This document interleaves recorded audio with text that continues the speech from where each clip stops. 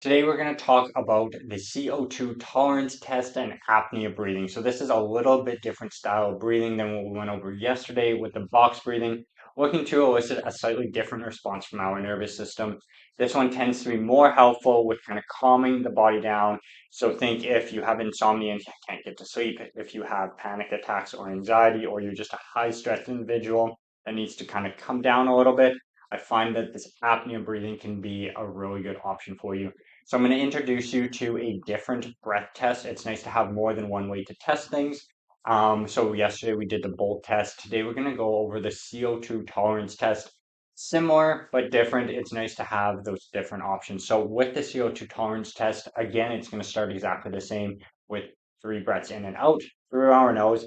But on this one, you're going to take that next breath fully in, and then you're going to slowly as you can, continually squeaking the tiniest constant bit of air out until you can't anymore. So you're going to start your timer on this one at the top of that inhale until the point where you just have no more air left that you can expel, and that's going to be your time.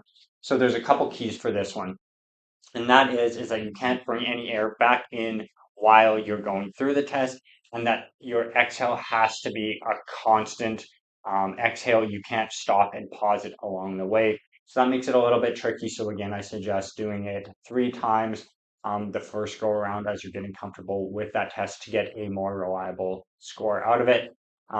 Couple other little things to tell if you kind of broke those rules, so to speak, is that if you find that you take like a swallow or like a little like sip almost during your like a swallow or a sip while doing the exhale, you've probably broken and brought some air in. If you pause, then you've obviously got to restart it.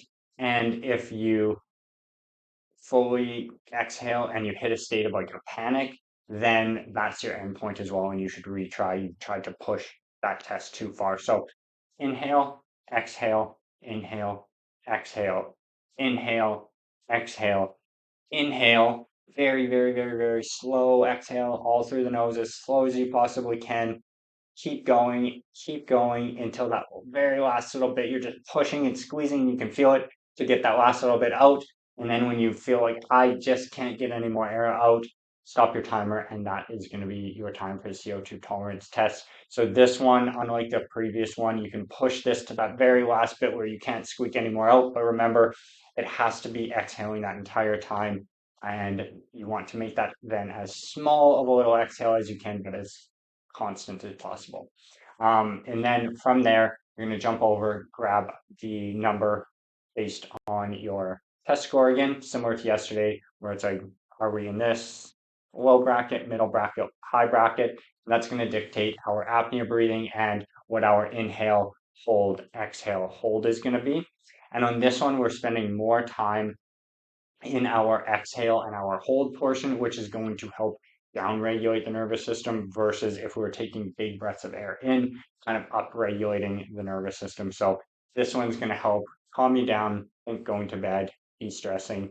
And that's going to be apnea breathing. So check out the cadence that you're going to need based off of your CO2 tolerance test.